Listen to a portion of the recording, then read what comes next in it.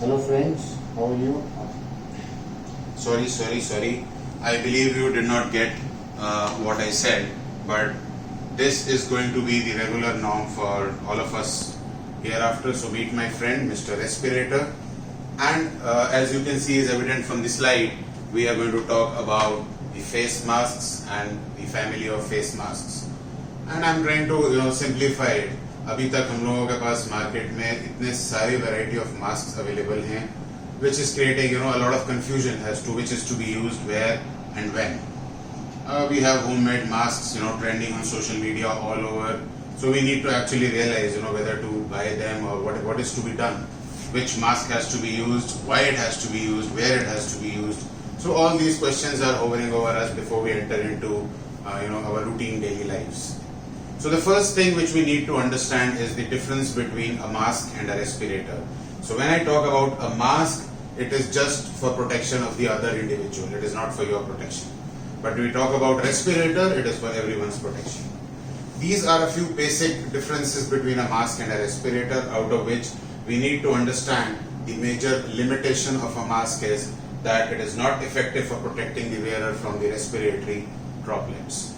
Now coming on to the types of masks, right? We are not talking about respirators, the types of masks. We have a single-use mask and a surgical mask, right? So these are single-use masks. The standardization comes majorly from China, and the effectiveness of the filtration is measured at 3 microns only. When we talk about the surgical masks, which we have been routinely using all our lives, these masks are 3-ply masks. But what we need to understand as a layman, what does a 3-ply indicate? A 3-ply indicates there are going to be 3 different layers. The first one is going to be a non-woven layer. In the middle you have a melt-blown layer, and the third is again a non-woven fabric. So how do you analyze whether you have a melt-blown fabric in between or it's just another layer of non-woven fabric?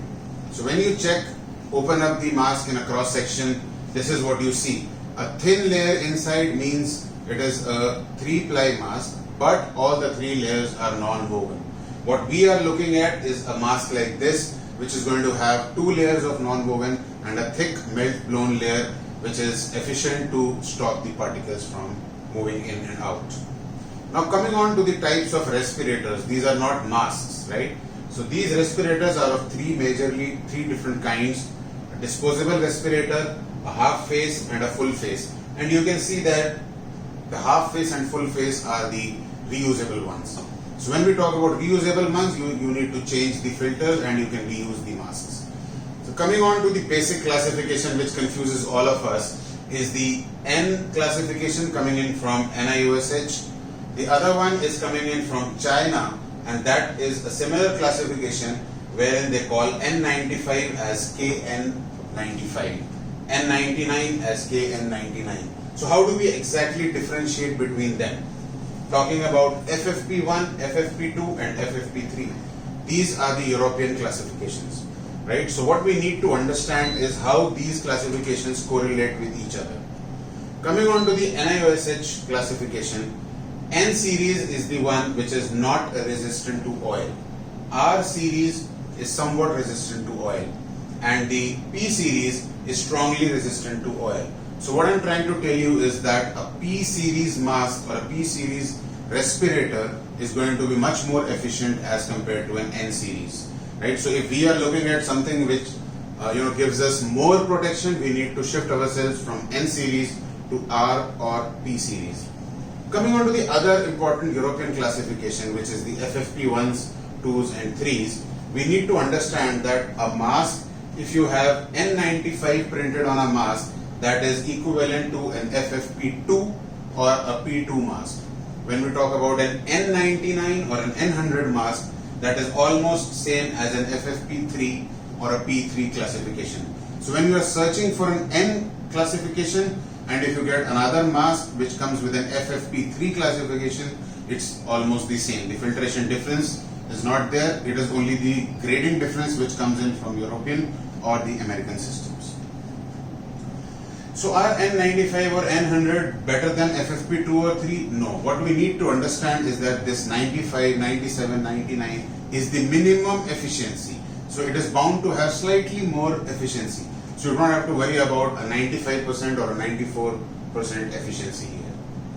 Coming on to these masks, that is what I was trying to tell you. Now this mask has a rating of 99.97, whereas the other respirator is 99.95. So that doesn't mean that they are going to have a lot of difference as it comes to the filtration efficiency. This is the kind of respirator which is very good when you are going into public, you are going to a place where you have a lot of people. This is going to give you a good amount of protection. Another important thing for all of us to understand as we are moving towards our daily lives is the exact difference between a valved and a non-valved respirator. So when you talk about a valved respirator, is it better or is it not better? So that is the question, whether I spend money buying this respirator or I spend money buying the other one. So what I need to understand is that if I am using a valved respirator, it is good for me. But if I am using a valved respirator, your patient or somebody comes to your office wearing a valved respirator, he is exhaling everything outside, right? The valve is not protecting you from that. So what is important is if somebody comes to your house or your office wearing a valved respirator, you request them to remove it and you give them a pair of surgical masks to be used inside the, inside your chambers, because this kind of a valved mask, valved respirator is not good for other people.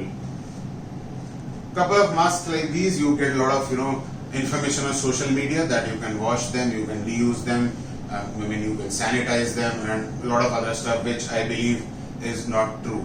So if you're using these masks, make sure that you use them only when you are in an area where you are not exposed to a lot of people around you. The risks of these homemade masks is a lot, where you need to understand that these masks will not fit in properly. You are not supposed to touch the front of your respirators and masks ever, and if possible move on to a better fitting series of masks. All those masks with ear loop, all the respirators with ear loop are not going to be that effective as compared to a head loop mask. So we are going to get onto a part 2 of this session, wherein we are going to talk specifically about the medical profession. I would like to thank you all for giving time and watching this video.